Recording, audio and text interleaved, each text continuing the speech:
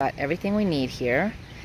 We've got our bungee, our ring, our rope, our pad eyes and carabiners, our pulleys.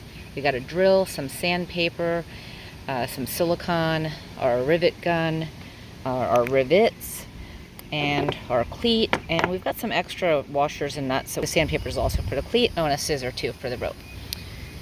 And here we go. Is marking the hole for the pad eyes right now. So we're doing this at both the bow and the stern, and we're trying to get as close to the back and front as possible.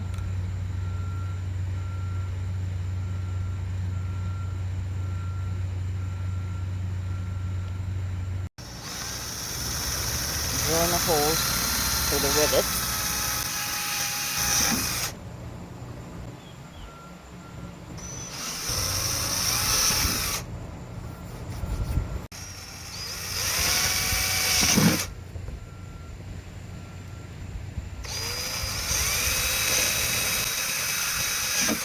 Okay, so basically we've put the rivets through. We haven't actually popped the rivets.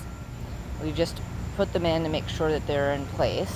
Okay, so now we're adding some silicone to the holes to make sure it's as watertight as possible. Unfortunately, I got the wrong silicone. It's white, not clear. Now, inserting pad eyes.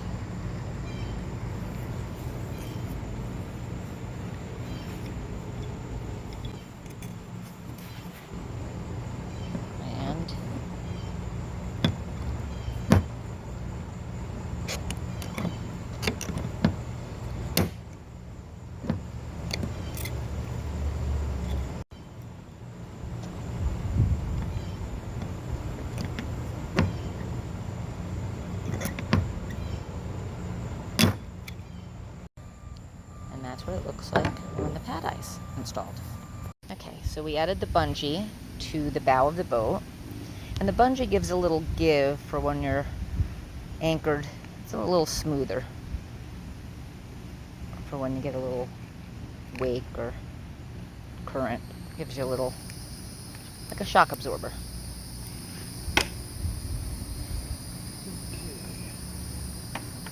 And now we're taking a carabiner that we're going to hook to the bungee, and then we're hooking, that's hooked to the pulley.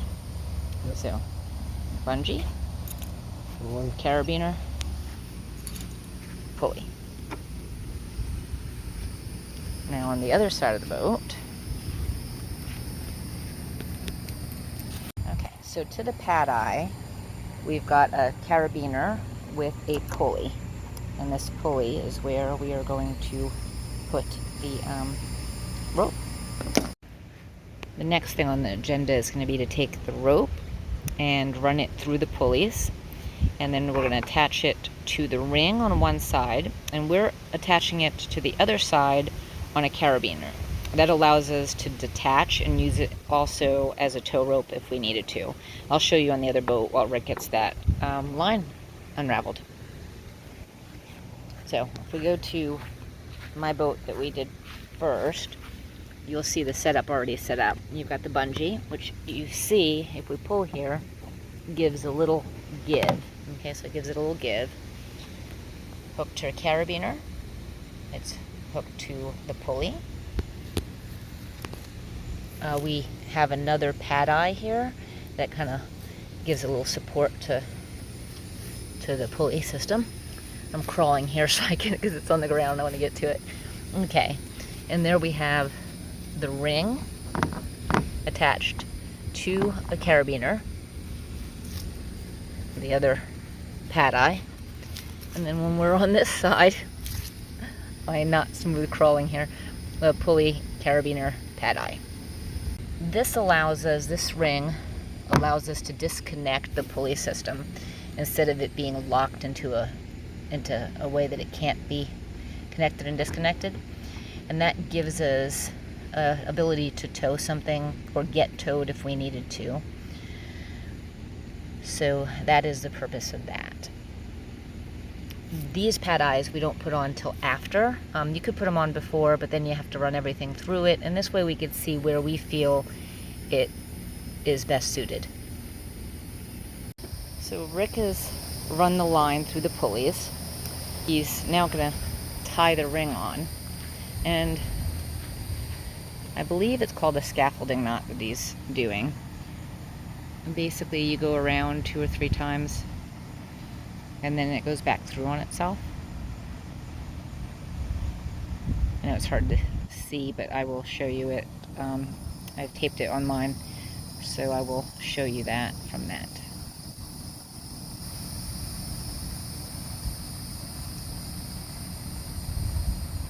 It'll look like when it's done, and then he's going to trim the tag end, and then he's going to burn it a little bit. Now you got to be careful because it gets hot. He's going to burn it a little bit so it stops fraying, but he's going to trim that.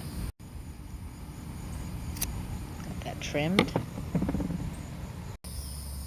So when I had the equipment you'd need out, I forgot the lighter. But you need a lighter just to kind of get that heated up at the end, just enough to kind of melt the fibers so that you kind of like pull them together and you don't have fraying. So he's hooked a carabiner onto the ring so that he could kind of adjust it first to see about how much he should cut off before we start tying the last tie. Because we want to put some pressure on that bungee so it doesn't hang too loose. We don't want it ending up underneath the boat.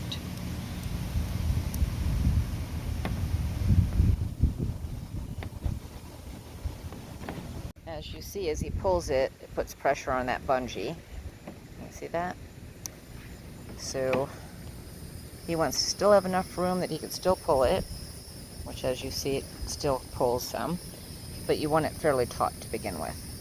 So what we did is we have a ring attached to one side and we have a carabiner attached to the other. That will allow us to release it and use half of the line for a tow line if we ever needed to. And we've checked the length by putting it through and putting some tension on it, because we do have the bungee on the front and we want to have some tension on the bungee but still give it enough spring back to do its job. So now we are going to detach from the ring and tie the carabiner. Rick's already cut it and measured it, so he knows where he needs to tie it to. Now let's tape it. Okay, so I'm going to do a scaffolding knot here. So my finger's along the line, and I'm going to go around my finger, kind of loosely because I want to go back through it. And I'm going to go towards the carabiner. I want to go like 3 times. 3 or 4 times. And then I'm going to go back through the hole.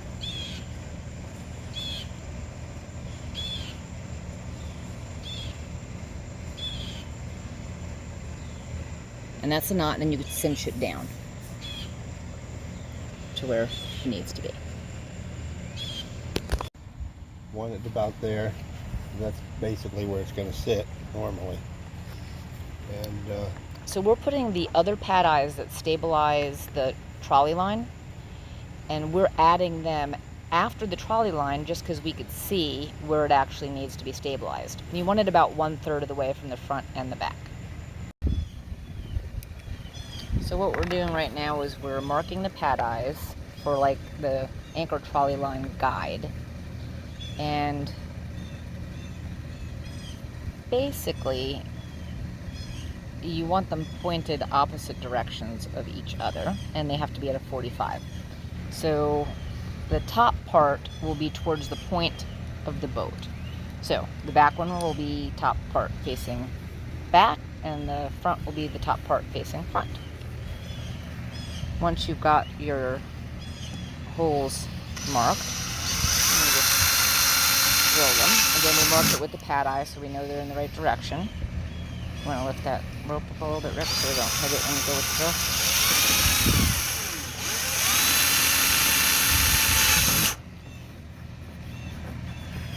And again, we're going to add some silicone before we put it in, so that it has a nice watertight seal.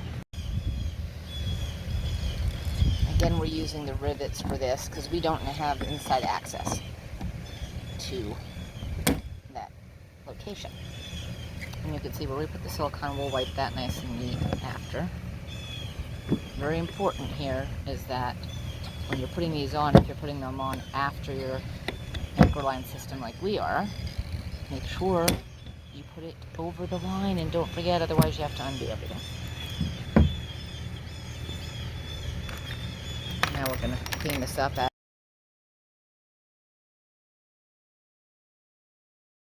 Now we're getting ready to install the cleat. Okay, so we got the anchor trolleys on both the kayaks, so this time we'll actually have an anchor. And we got it done just before dark and just before the storm is about to hit. Okay, we got our anchor systems for our kayak, and we got these little grappling, I believe it's called, type anchors. They fold up and look like that when they're folded up, but that's what it would look like when it's on the bottom. They do have a tendency to get snagged, so we hooked it up a little differently. And what we did is we got a carabiner connecting a piece of rope. And that rope is connected with a zip tie to the top where you would normally connect the anchor to your rope, but we connected it from the bottom so that if it does get snagged and we yank, it'll theoretically break the zip tie, and then we'll be pulling from the other side, so hopefully we could retrieve our anchor. So the anchor is connected to the rope, which is connected to a carabiner, which is connected to a dive reel, which is what we're using. Later on, we're going to have that attached to a float, but for right now, we have a lanyard that we're going to use a carabiner to attach to our boat so we don't lose it. The anchor itself is going to obviously be into the cleat, but the anchor line, but this is in case something happens, we don't want to lose the whole apparatus.